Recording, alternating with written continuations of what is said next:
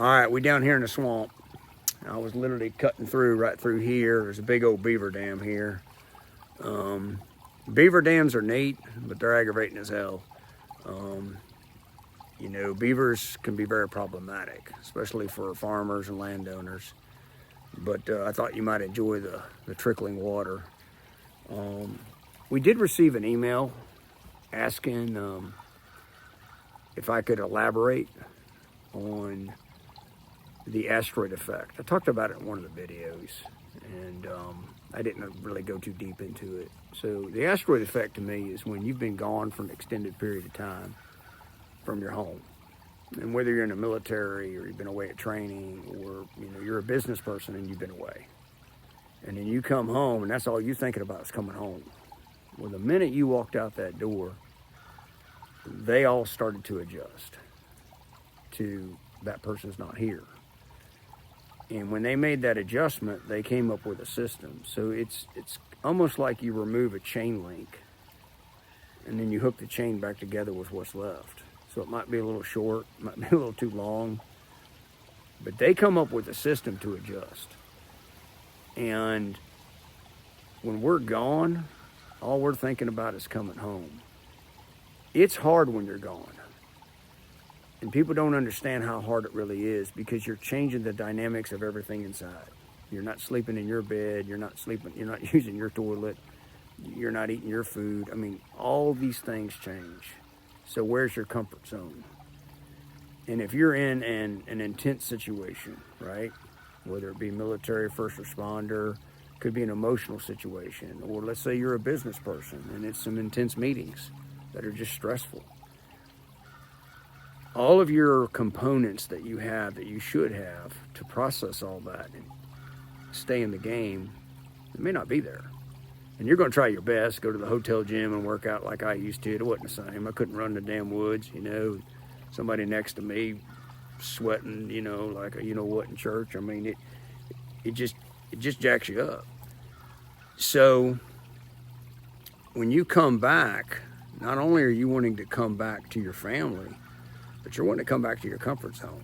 Well, your comfort zone is slightly modified because they had to figure out how to make it work while you weren't there. So the bottom line is it's an adjustment, but we don't always walk into it with that. And I had to learn that. I mean, I thought I would come home and the wife would wrap her arm around me and I love you and I missed you so much, and the kids. And, I think the only damn thing that was like excited when I came home was the dog, because I spoiled that, whatever dog we had at the time. But now we got, baby, we got the baby, and I spoil her ass, but she's a good dog. So there is an adjustment period that has to go through, but it's hard not to take it personal.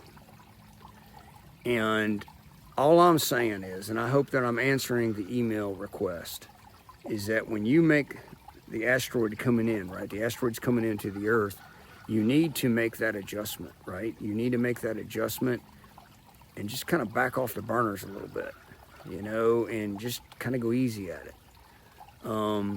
They're glad that you're back, but things have changed.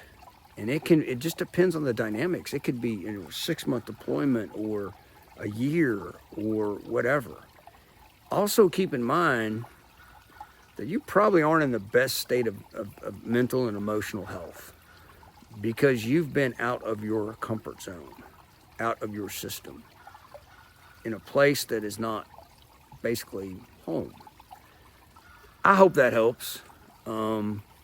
I've trained people about that when I used to teach and tell people, hey, you know what? You need to think about this. Because I learned the hard way. Like I said, I'd come in and I'd be like, man, I've been gone. I've been saving the planet. I've made the world better. And, woohoo, and they're like going, okay. Don't mean they don't love you. They're just trying to make an adjustment. And so kind of the reason I picked this spot is this swamp has a purpose. It holds a little water and it drains. And then this beaver comes in and he dams it all up. And then the swamp makes an adjustment. If I bust this dam today, which I might, then the swamp goes back to normal, and then the beaver's going to make an adjustment. And life is about adjustments. But when emotions and feelings get involved, sometimes we take it kind of personal, and I used to. I mean, I did. I'm thinking, crap, don't you even miss me? I was gone. And also realize that wherever you came from and whatever you were doing, they were doing something. And I remember many times my bride telling me, hey, I don't want to tell you about work because I know where you just came from. No, you need to tell me about work. And, you know, we're the ones gone, so we just want to come home and dump it all out. Sometimes we just need to shut up and let them dump it all out. We'll get our turn. So that being said, I want to show you a little bit of this swamp, show you some really cool wood. I've written about it.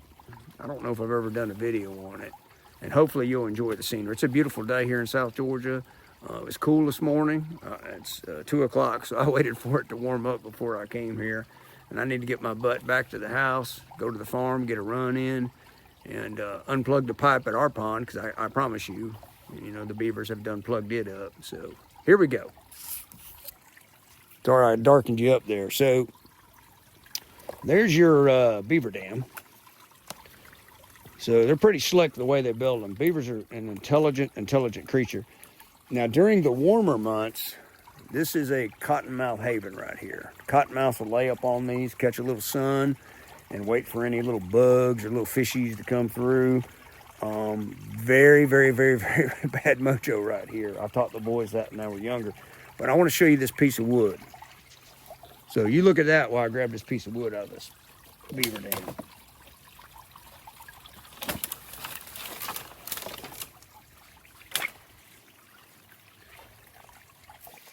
All right, so in one of our buildings at the house, I have a ton of this wood. So what it is like the roots of a pine tree. They call it fat lighter. You can Google that. And I think in some of these, you know, yuppie magazines, I don't even know if that's a word anymore, they'll sell it, and it's got the tar, the pine tar in it. It burns really, really good. But if you take this right here, it's heavy. Okay, if you take this right here and put some varnish on it, which is what I do, man, you talk about a pretty piece of wood. I have a half of a building full of this stuff, always carrying it out of the swamp. People have said I should try to sell it, and I won't sell it. It ain't gonna happen. If I like it, I'll give you a piece. If I don't like it, I'm not giving you none. And to me, it's magical. But the cool part about it is it doesn't rot. So whatever was soft on it in the root system, it will decay and rot away.